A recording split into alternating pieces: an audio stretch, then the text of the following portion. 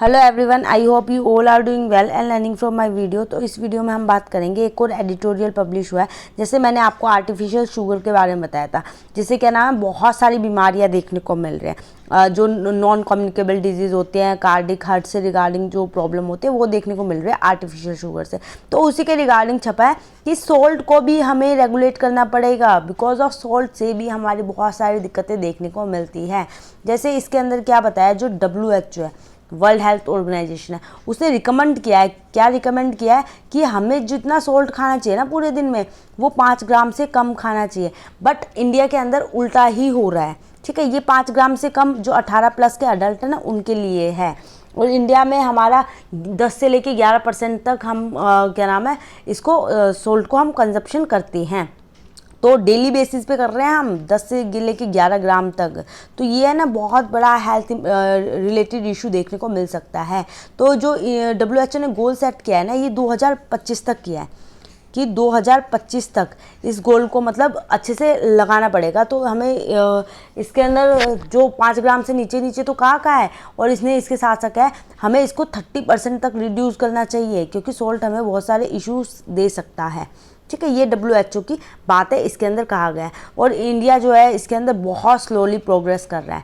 India आपको पता है इन चीज़ों में स्लो है, क्योंकि सोल्ट कंजप्शन वेरी लार्ज हो रहा है, लार्ज स्केल पे हो रहा है। इवन अगर आप एक छोटा सा कुरकुरे का पैकेट भी खाते हो ना, तो उसके अंदर भी है ना 5 ग्राम से ज़्यादा सोल्ट देखने को मिल जाता है। और आपको पता है ये बाहर की चीज़ें बहुत ज़्यादा इंटेक की जाती हैं, और ये बहुत ज़्यादा नुकसान भी देते हैं। अब हमें इसे रिड्यूस क्यों करना है, इसका इंपॉर्टेंस क्या है, ठीक है, मैंने आपको बता तो दिया।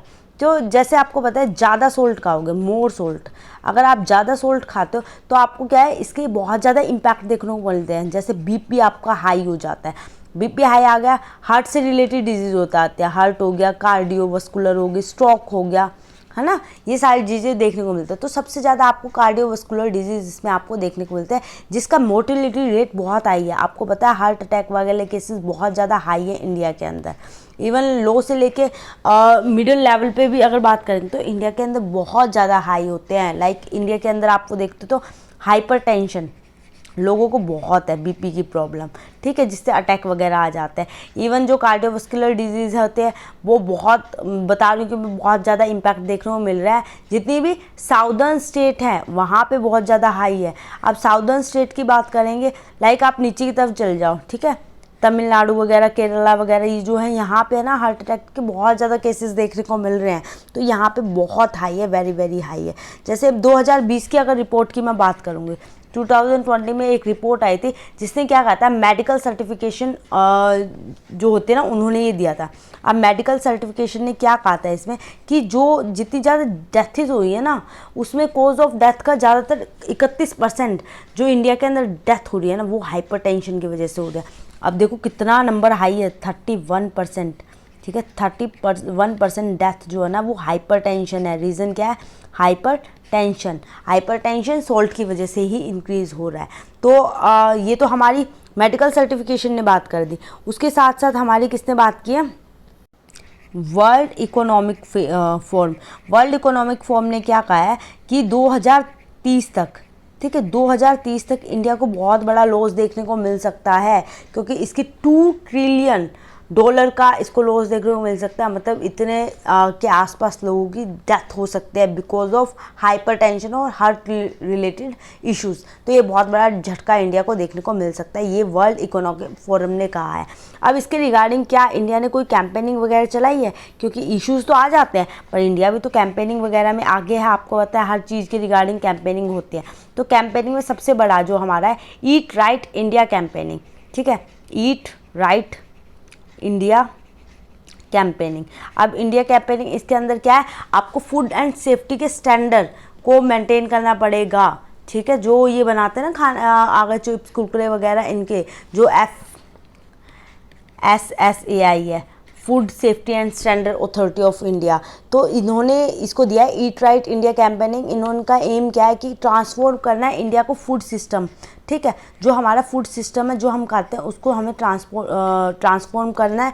साथ साथ हमें इंश्योर करना है कि जो भी पर्सन खा रहा है ना वो सेफ खा रहा है और मतलब हेल्थी खा रहा है, न्यूट्रिशियस खा रहा है। तो ईट राइट इंडिया के नाम से ही आप समझो हमें अच्छा खाना है, साफ़ सुथरा खाना है, तो ये हमारा मिशन है इसके रिगार्डिंग।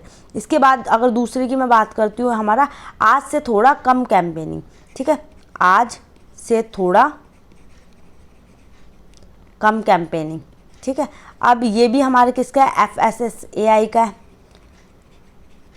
FSSAI। तो इसके अंदर क्या कह रहा है, ये कह रहा है कि हमें एवरेज लेवल से भी ज़्यादा हम नमक का इंटेक कर रहे हैं। लाइक एवरेज 5 ग्राम, हमारे 5 ग्राम तो नॉर्मल है, तो उसके हमें 10 से लेके 11% तक हमें क्या करें, सोल्ट का कंजप्शन कर रहे हैं, इससे हमें डिक्रीज़ करना पड़ेगा। तो इसके रिगार्डिंग ये हमारी कैंपेनिंग है। ये हमारे 2 कैंपेनिंग चल रही है सॉल्ट के रिगार्डिंग, ठीक है, इसके ज़्यादा अलावा कोई और नहीं है। इसके बाद हमारा सॉल्ट कंजप्शन, मतलब हमें सॉल्ट खाना ही क्यों है, अगर इतनी प्रॉब्लम है तो सॉल्ट का कंजप्शन चाहिए ही क्यों, ठीक है। सबके दिमाग में ये क्वेश्चन एक बार तो आएगा ही, जब जिससे हमें प्रॉब्लम हो रही है, डेथ इंक्रीजेज हो रही है, तो हम उसको खा ही क्यों रहे हैं, उसको बंद क्यों नहीं कर देते। तो इसके रिगार्डिंग हमें यही बात है कि आपको पता है सॉल्ट एक तरह सोडियम क्लोराइड है, और सोडियम क्लोराइड हमारी बॉडी में बहुत इंपॉर्टेंट रोल प्ले करता है।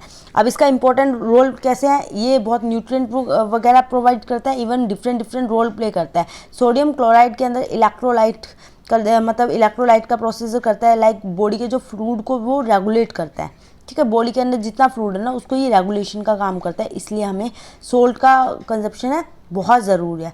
बट अगर हम एक्सेस अमाउंट में लेंगे, एक्सेस अमाउंट में, ये हमारी बॉडी के लिए बहुत बुरा इम्पैक्ट देखने को मिल सकता है। लाइक शुगर का बता रही थी मैं, ठीक है, हमने शुगर के बारे में पता था। तो आर्टिफिशियल जो शुगर होता है, अगर आपने उसको थोड़ा लिया है, तो थोड़ा लेने पे आपको क्या, आपको वेट लॉस देखने का आपको इम्पैक्ट मिल सकता है, 1 से 2 महीना अगर आपने लिया है। बट आप इसको 3 से 4 साल तक ले रहे हो, तो आपका क्या है, फैट कम होने की जगह बढ़ जाएगा, आपको बीमारियां लगने की वो स्थिति है। सेम सिचुएशन इसमें है। तो हमें इसके कैसे हम इस चीज़ से टैकल कर सकते हैं। अब अकेली एक सरकार तो नहीं कर सकती ना, जब तक आपकी पब्लिक इसके साथ इन्वॉल्व नहीं होगी। तो हमें टैकल जो इसके साथ करना है ना, वो हम स्टेट एंड सेंटर को साथ में मिलके अवेयरनेस वगैरह फैलानी पड़ेगी, और इसके रिगार्डिंग बहुत सारी इनिशिएटिव्स लेके आने पड़ेंगे, क्योंकि एक्सेस सोडियम हमारे नॉन कम्युनिकेबल डिजीज़ को वो देता है, नॉन कम्युनिकेबल डिजीज़ को बुलावा देता है, जो हमारे कार्डिक हार्ट से रिलेटेड डिजीज़ होते हैं।